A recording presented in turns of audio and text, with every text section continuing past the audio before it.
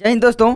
आज हम देखने वाले हैं यूपी बोर्ड क्लास 10th सामाजिक विज्ञान का पेपर जो कि 2020 का है, यानी पिछले साल का है। अगर आप 2021 में बोर्ड एग्जाम देने वाले हो तो ये वीडियो आपके लिए इम्पॉर्टेंट है। ये पूरा एनसीईआरटी बेस पर है, ठीक है। तो चलिए देखते हैं। यहाँ पर देखिए, सबसे पहले आपको प्रारंभ में 15 मिनट पढ़ने को इसको दिए जाते हैं, 3 घंटे इसको करने के लिए, ठीक है। पूरा समय होता है 3 घंटे 15 मिनट। अब देखिए 70 अंक आपका पूर्णांक होता है, 30 नंबर आपके स्कूल की तरफ से दिए जाते हैं, आप जानते होंगे। तो चलिए यहाँ पर ये दिशा निर्देश आप पढ़ लीजिए। हम क्वेश्चन की तरफ बढ़ते हैं जल्दी जल्दी, वीडियो लंबी ना हो ताकि, ठीक है। तो यहाँ पर चलिए देखते हैं। यहाँ पर सबसे खंड क में बहुविकल्पी प्रश्न दिए जाते हैं। देखिए यहाँ पर, ठीक है, बहुविकल्पी प्रश्न इतिहास के दिए गए हैं, फिर बाद में उधर दिए जाएंगे आपके नागरिक शास्त्र के खंड ख में, ठीक है। तो देखिए यहाँ पर एक एक नंबर के होते हैं, 1 2 3 4 5 6 नंबर के आपके बहुविकल्पी प्रश्न आते हैं। देख सकते हो, फ्रांस में गणतंत्र की घोषणा किस वर्ष हुई। यार मतलब अपने इंडिया का इतिहास ये लोग नहीं पढ़वा रहे हैं, विदेश का पढ़वा रहे हैं। अरे हमें क्या करना है, फ्रांस में गणतंत्र की घोषणा किस वर्ष हुई। यहाँ यार पता नहीं, अपने देश का नहीं पूछ रहे कि देश में गणतंत्र की घोषणा किस वर्ष हुई। बस फ्रांस, इटली, हॉलैंड, तितली देश के पढ़ा रहे हैं। पता नहीं यार, यही मुझे गुस्सा लगता है कि अपने देश की इतिहास तो पहले पढ़ा लो। महाराणा प्रताप के बारे में पढ़ाओ ताकि लड़के मोटिवेट हों, ठीक है। हर्षवर्धन के बारे में पढ़ाओ, ठीक है। विवेकानंद के बारे में पढ़ाओ, चाणक्य के बारे में पढ़ाओ ताकि लोग अच्छी शिक्षा ग्रहण कर सकें। आप लोग यही बस रटाए जा रहे हो, रटाए जा रहे हो। अरे किस वर्ष हुई, हमें क्या करना है। अब चलिए आगे देखते हैं। यार पता नहीं कैसा लॉजिक है ये सब। अब देखिए, किसी न किसी को तो बोलना होगा यार। ये पता नहीं, हमें केवल मतलब मैं आपको बता दूं, हमारी सरकार जो है ना वो भी चाहती है कि कोई नौकरी ना पाए, इसीलिए हमें इतने में ही अटका कर रखती है। आप हमेशा नौकर बने, कभी मालिक ना बने, इसी तरह आपकी पढ़ाई करवाई जाती है। आप देख सकते हो, रटा रटा कर आपको इतना बोर कर दिया जाता है। चलिए देखते हैं, लेकिन यार क्या करें, पढ़ना तो पड़ेगा। गुलामगिरी की लेखक कौन था, गुलामगिरी का लेखक कौन था, ठीक है। तो ये आपसे पूछा गया है। अब चलिए देखते हैं, भारत वापस आने पर गांधी जी ने पहला सत्याग्रह कहाँ पर किया था। तो सत्याग्रह कहाँ पर किया था, गांधी जी के बारे में है। तो मुझे लगा कि ये अच्छा क्वेश्चन है यार। मैं आपको बता दूं, गांधी जी के बारे में आप पढ़ो, ये सब मत पढ़ो। मैं अभी भी कहता हूँ कि आपको काम नहीं आने वाले हैं यार। आगे चल के पढ़ना पड़ेगा ही, हमारी जैसी सरकार है। हमें यार देश के बारे में इतिहास पढ़ना चाहिए, देश का इतिहास पढ़ना चाहिए, लेकिन ये विदेशों का इतिहास पढ़ा रहे हैं पता नहीं कहाँ से। चलिए देखते हैं आगे। संविधान की 8वीं अनुसूची में कितनी भाषाओं को मान्यता दी गई है। तो ये देख सकते हो, निम्नलिखित में से किसमें महिलाओं के लिए आरक्षण सुनिश्चित है, किसमें महिलाओं के लिए आरक्षण सुनिश्चित है। संविधान में उल्लिखित 3 सूचियों में से निम्नलिखित में से किस से कौन सा विषय समवर्ती सूची में शामिल है, देख सकते हो। चलिए आगे देखते हैं। आपका ये क्वेश्चन आपके हो गए। यहाँ पर देख सकते हो आप, जर्मनी, ठीक है, यहाँ पर मैं पेन रख देता हूँ। जर्मनी के एकीकरण में सबसे महत्वपूर्ण योगदान किसका था। जर्मन राष्ट्र का प्रथम सम्राट कौन घोषित किया गया था। यार अपने देश के बारे में पूछो, पता नहीं जर्मनी, हमें क्या करना है। गलत नीतियों को इतिहास द्वारा हमें पढ़ाया जाता है, हमारे अंदर भावनाओं को डाला जाता है गलत। मैं अभी भी पढ़ के मैं देखा हूँ, पढ़ के इसीलिए बोल रहा हूँ।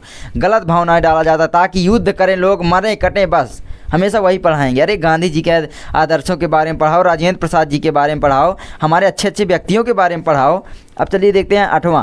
गांधी जी ने अपनी पुस्तक हिंद स्वराज में असहयोग आंदोलन के पक्ष में क्या तर्क दिया। ये आपसे यहाँ पर पूछा गया है गांधी जी के लिए, तो बहुत ही अच्छा है। अब देखिए, यदि सत्तारूढ़ दल धर्म को शासन का आधार मानता है तो उससे क्या हानि होगी, 2 तर्क दीजिए, ठीक है क्वेश्चन। अब चलिए देखते हैं, साइमन कमीशन की रिपोर्ट से कांग्रेस क्यों असंतुष्ट थी, कांग्रेस ने किस नई नीति की घोषणा की थी। तो ये मुझे लगा अच्छे क्वेश्चन है भाई, देखो, ठीक है, ये सब समझना चाहिए। लेकिन यार डेट पूछ कर कि यार वो कब मरा कब नहीं मरा, रे यार तो सब भूल जाता है। 2 मिनट में नेट में सर्च करके हम बता देंगे, लेकिन नहीं, बस इनको डेट पूछना है, पता नहीं कहाँ से। अब चलिए देखते हैं, पूना फैक्ट पर किसके हस्ताक्षर हुए, उसकी 2 शर्तें लिखिए। देखिए दोस्तों, ये 3-3 नंबर के होते हैं और ये ऊपर वाले आपके 2-2 नंबर के, ठीक है। यानी अथवा में दिया गया है, 2 में से किसी एक का आप कर सकते हैं। ये सब 3-3 नंबर वाले आपके अथवा में दिए रहेंगे, ठीक है। अब देखिए अगला है, जाति पर आधारित निर्वाचन होने में क्या हानियां हैं, किन्हीं 2 हानियों का उल्लेख कीजिए। भाई जाति पर आधारित हानियों को याद ही नहीं करना, क्या हानि हो सकती है आप अपने दिमाग से लगाओ कि भाई जाति के नाम पर लोग वोट देंगे, उसमें कोई भी जो नेता है वो भ्रष्ट भी हो सकता है, जो हमारे देश के एक संविधान कानून उनके बारे में नहीं ध्यान देगा, हमारे कैसी रोड हैं कैसी सड़कें सब ध्यान नहीं देगा, बस यही तो है, ठीक है। मतलब वो अपना पेट भरने में लगा रहेगा, भ्रष्ट रहेगा। अब चलिए देखते हैं, दबाव समूह और राजनीतिक दल में क्या अंतर है, समझा कर लिखिए। ठीक है, समझा कर लिखिए। अब देखिए दबाव समूह का एक उदाहरण दीजिए, तो आपको दबाव समूह का एक उदाहरण देना है। तो अब चलिए आगे बढ़ते हैं दोस्तों। यहाँ पर देख सकते हो यहाँ पर, ठीक है, वो 3-3 नंबर के थे, अब ये 4 नंबर के हो गए आपके, देख सकते हो। छापे खाने यानी प्रिंटिंग प्रेस के आविष्कार के समाज पर क्या प्रभाव पड़ा, किन्हीं 3 बिंदुओं पर प्रकाश डालिए। आपका पुनर्जागरण वाले चैप्टर से है। ठीक है, एकदम यार कुछ भी नहीं बदला है एनसीईआरटी जब से हो गया, कुछ भी मुझे नहीं लगता कि इतिहास में बदला गया है। अब देखिए अथवा में अंग्रेज शासकों ने भारत के कपड़ा उद्योग को कैसे नष्ट किया, उसके द्वारा अपनाए गए तरीकों में से किन्हीं 2 पर प्रकाश डालिए। यार इसका बुनकरों पर क्या प्रभाव पड़ा, यार इसको आसानी से आप लिख सकते हो। भाई अंग्रेजों ने वहाँ से अपना कपड़ा मंगाना स्टार्ट कर दिया और सस्ते दामों में बेचना प्रारंभ कर दिया। यार मतलब उनको सस्ते मजदूर मिल जाते थे, हमें मतलब एकदम मजदूर की तरह ट्रीट करते थे, जिससे उनका जो है अंग्रेजों का यहाँ पर कपड़ा उद्योग सक्सेस हो गया और हमारा लोगों का फेल होने लग गया क्योंकि हमको महंगा मिलता था, बस इस तरह से। और छापे खाने का आविष्कार पुनर्जागरण में होने से क्या भाई हुआ, भाई पुस्तकों लिखी जाएंगी। मतलब मैं आपको सभी क्वेश्चन बता दूंगा यार, वीडियो लंबी ना हो, लेकिन मैं यहाँ पर आपको सोच सोच कर बता सकता हूँ। भाई देखो आपको रटना नहीं है इतिहास, ठीक है, मैं हमेशा बोलता हूँ इतिहास रट कर नहीं बल्कि सीख कर पढ़ा जा सकता है। और एक बात और, जो इतिहास पढ़ते हैं वो इतिहास कभी नहीं रचते, इतिहास हमेशा पागल ही रचते हैं, इसलिए अपने काम के प्रति पागलपनता जरूर लाइए। अब देखिए लोकतांत्रिक शासन प्रणाली से होने वाले कोई 4 लाभ लिखिए। लोकतांत्रिक शासन प्रणाली से, भाई लोकतंत्र हमारे देश का है ना, तो उसमें से लाभ बताओ कोई 4। यार बहुत ही आसान है, लाभ बता दो कि भाई लोकतंत्र से क्या है, मतलब अच्छे नेता मिल जाते हैं। ठीक है, पहली बात। अब नेता तो भाई सभी अब बुरे खड़े होते हैं तो भाई बुरे ही चुनने पड़ते हैं। यहाँ पर तो स्थिति इस तरह आ गई है कि कम बुरे के चुने या और बुरे को चुने, तो हमें कम बुरे को ही चुनना पड़ता है। भाई अच्छे तो यहाँ पर कोई है ही नहीं। अब चलिए देखते हैं राजनीतिक दलों के कोई 4 कार्य लिखिए। आपको राजनीतिक दलों के 4 कार्य लिखने होते हैं। ठीक है, तो इसमें से आपके मिलते हैं। अब देखिए यहाँ पर क्या दिया गया है आगे, ये अभी आपका होता है 2 2 4 6 नंबर का, देख सकते हो। ये आपका 13वां 6 नंबर का होता है, ये भी 6 नंबर का, 12 नंबर का, मतलब 6 दूनी 12 नंबर का हो गया। 4 क्वेश्चन में से 2 करने हैं, अथवा में जो दिया गया है उनमें से दोनों में से किसी एक को। अब देखिए यहाँ पर चलिए मानचित्रकार, यार ये तो आपको करना ही है। तो ठीक है, चिन्ह द्वारा नाम सही दर्शाइए। सही नाम तथा सही अंकन के लिए 1/2 1/2 अंक निर्धारित हैं। वह स्थान जहां सितंबर 1920 में कांग्रेस अधिवेशन हुआ, ठीक है, इसको लिखना है। वह स्थान जहां जलियांवाला बाग हत्याकांड हुआ, अमृतसर है ना। अब देखिए वह स्थान जहाँ 1927 ईस्वी में कांग्रेस का अधिवेशन हुआ, कहाँ हुआ था, ठीक है। वह स्थान जहाँ सूती मिल श्रमिकों का सत्याग्रह हुआ था, ये आपको करना है। वह स्थान जहाँ 1929 ईस्वी में कांग्रेस का अधिवेशन हुआ था। यार मतलब एकदम कांग्रेस वाले पूछ गए, पता नहीं कहाँ से, पता नहीं इतने कठिन कहाँ से पूछ लिए, नहीं तो सरल ही आते हैं। ठीक है, अब चलिए देखते हैं यहाँ पर आगे। ये आपका दृष्टिहीन वालों के लिए आप देख सकते हो, जो मतलब दृष्टिहीन बाधित परीक्षार्थी हैं वो इनको करेंगे। ठीक है, देख सकते हो ये अब खंड खा आ गया, इसमें आपका नागरिक शास्त्र शामिल रहता है और आपका यहाँ पर जो अपने मानसून के बारे में है, वातावरण के बारे में उसको शामिल रहता है। चलिए देखते हैं यहाँ पर खंड खा में निम्नलिखित विकल्पों में से सही उत्तर चुनकर उसे अपनी उत्तर पुस्तिका में लिखिए।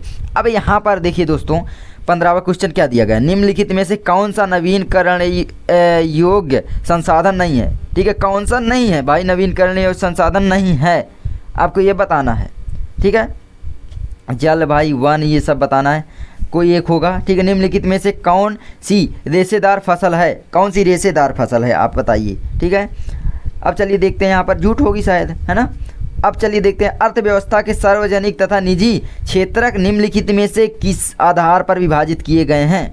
यार ये आपको पढ़ना है। ठीक है, नागरिक शास्त्र पढ़ना ये एकदम इंपॉर्टेंट है। मुझे नहीं लगता आपको इतिहास विदेशों का पढ़ना चाहिए, अपने पहले देश के बारे में यार पढ़ लो, चाणक्य की नीति समझ लो जो आपके जीवन में काम आने वाली हैं। आपको मैं बता दूँ, हमारा सब्जेक्ट इस तरह डिज़ाइन किया जाता है कि हम नौकर ही बने, कभी मालिक ना बन सकें। आप देखोगे रटाएंगे, बस रटो रटो रटो, इसको याद कर लो, इसको याद कर लो, क्या करना है यार, आगे चल के भूल जाना है, हमेशा बोलता हूँ। चलो और देखते हैं, लेकिन यार क्या करें, पढ़ना पड़ता है यार, इतना मजबूर हो गए हैं। अभी एक मुहिम भी चल रही है, आप भी ट्रेंड करवाओ और मोदी जी की इतना डिसलाइक करो ताकि दोस्तों ये रोज़गार दे सकें। रोज़गार पता नहीं क्या कर रहे हैं ये। चलिए देखते हैं आगे हम अर्थव्यवस्था के यहाँ पर। ठीक है, ये निम्नलिखित में से किस आधार पर विभाजित किए गए हैं, ये आपका हो गया। झरिया प्रसिद्ध है, अब झरिया किसके लिए प्रसिद्ध है, लोह ऐश के लिए, ये सब दिया गया है। ठीक है, अब देखिए लाल पितली मिट्टी पाई जाती है, कहाँ पाई जाती है, लाल पीली मिट्टी, सॉरी लाल पीली मिट्टी, पितली बोल दिया। अब देखिए निम्नलिखित देशों में से किस देश का मानव विकास सूचकांक 2016 के अनुसार भारत से अधिकांश ऊंचा स्थान है, ये आपसे पूछा जाता है। ठीक है, यार चलिए अब ये आप देख लीजिए, ठीक है, इसको पॉज कर करके आप पढ़ लीजिए। अब चलिए आगे देखते हैं। अति लघु उत्तरीय प्रश्न आपसे पूछे जाते हैं। प्रच्छन्न छिपी हुई बेरोजगारी से आप क्या समझते हैं? अरे यार, छिपी हुई बेरोजगारी से आप क्या समझते हो? लिख डालो निबंध के टाइप में बेरोजगारी के बारे में, मार छाप डालो, मोदी जी को भी पता चल सके। यार सभी स्टूडेंट छाप डाले ना ऐसे, तो मुझे लगता है कि यार ये अभी यार वैसे भी सरकार के पास बात नहीं जा रही। हमारी नेशनल मीडिया ऐसी है कि बस वही दिखाई जाएगी कि एक ही न्यूज़ को बार बार घुमा के दिखाए जाएंगे कि भाई अमिताभ बच्चन चारपाई पर लेट गए, और फिर दिखाएंगे कि चारपाई पर अमिताभ बच्चन लेट गए। अब देखो लॉजिक तो एक ही है, पता नहीं क्या ये मीडिया हमारी हो गई है आजकल।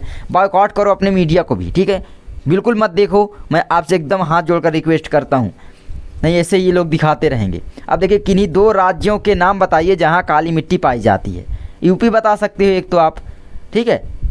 अब देखिए, इस मिट्टी पर मुख्य रूप से कौन सी फसल उगाई जाती है? भाई लावा से बनी होती है ज्वालामुखी के, तो इसमें ज़्यादातर क्या उगाई जाती है? आपकी गन्ना की खेती होती है ना।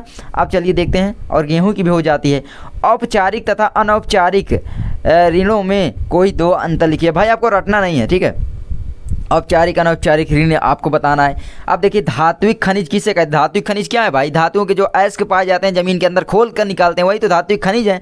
ऐसे 2 खनिजों के आपको नाम लिखना है। भाई आप लिख सकते हो कैल्शियम ऑक्साइड CaO, ठीक है, और सिलिकॉन डाइऑक्साइड लिख सकते हो। कुछ बहुत से जो आपके रेत होता है उसमें भी होता है ना, जो सिलिकॉन निकाला जाता है।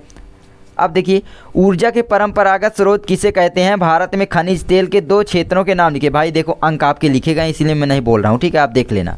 अर्थव्यवस्था के असंगठित क्षेत्र में श्रमिकों की किन्हीं 3 समस्याओं का उल्लेख कीजिए। ये क्वेश्चन है आपका, अथवा में दिया गया है। ये भी आपका 2 एक यहाँ पर कितने नंबर का होता है? 3 नंबर का। अब चलिए देखते हैं, आगे है 25वां आपका, ठीक है, ये आप पढ़ लीजिए। अर्थव्यवस्था के असंगठित क्षेत्र में श्रमिकों की किन्हीं 3 समस्याओं का उल्लेख करना है। महात्मा गांधी राष्ट्रीय ग्रामीण रोजगार गारंटी अधिनियम 2005 मनरेगा के उद्देश्य लिखिए। ये आपका मनरेगा के, यार मैं आपको बता दूं ना मनरेगा के, तो आपको आंसू आ जाएंगे दोस्तों। मैं आपको बता दूं, ग्रामीणों से प्रधान मतलब पैसे डाल देते हैं, लेकिन उनसे फिर बाद में खातों के द्वारा निकलवा लेते हैं। उनको केवल 500 रुपये का लालच दे के अपने पैसा जेब में भर लेते हैं। ये सभी आपके यहाँ भी हो रहा है तो कमेंट करें, मेरे यहाँ तो हो रहा है, मैं देख रहा हूँ, ठीक है।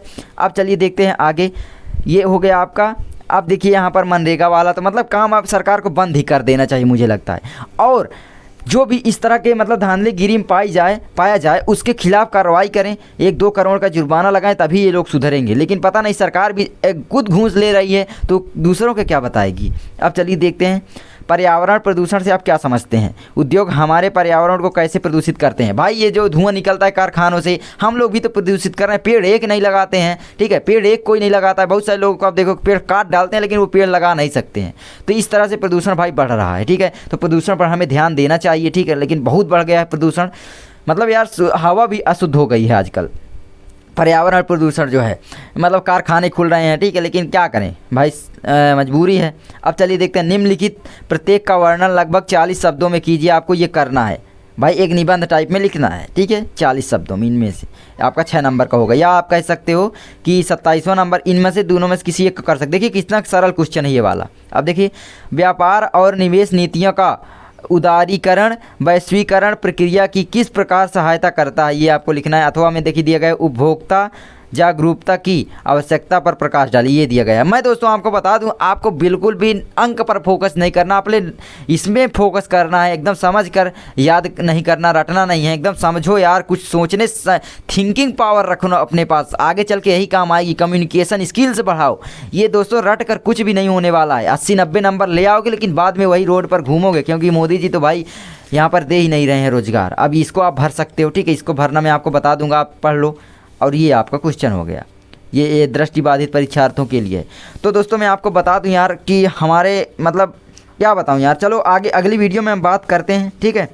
इसी के बारे में आपको हम बताते हैं, ट्रेंड करवाना है पूरा, लाइक कैसे करना है, चलिए बताते हैं। चलिए मिलते हैं नेक्स्ट वीडियो में यार। और हमारी आप दूसरी वीडियो नहीं देखे हैं तो प्लेलिस्ट चेक कीजिए, वहाँ पर आपको सभी इंपॉर्टेंट क्वेश्चन मिल जाएंगे, साथ में आपको साइंस के इंपॉर्टेंट हल मिल जाएंगे, ठीक है। सभी जो चाहिए आपको इस व्हाट्सएप पर कॉन्टैक्ट कर सकते हैं। और साथ में दोस्तों हमारे हिंदी के मॉडल पेपर नहीं देखे, अंग्रेजी के मॉडल पेपर नहीं देखे, मैथ के सभी सब्जेक्ट के मॉडल पेपर मैं आपको देने वाला हूँ, एक नहीं 3-3 4-4, मतलब 2018, 19, 20, 21 NCERT वाले।